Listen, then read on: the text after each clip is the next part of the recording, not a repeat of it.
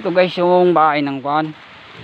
Yung honey bee na maliliit. Yung guys oh.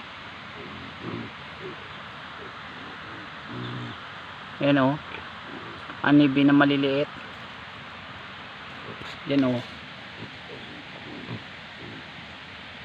Madilim. Ayan oh, nagliparan na sila oh. May honey yan sa loob eh. Pag dinukot yan, ito marami nang nakuha dito eh. Puno ng langka to. You know, puno ng langka. Yan sila namugad.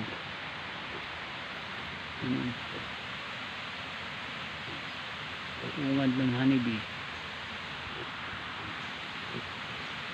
Yan yung loob niya oh.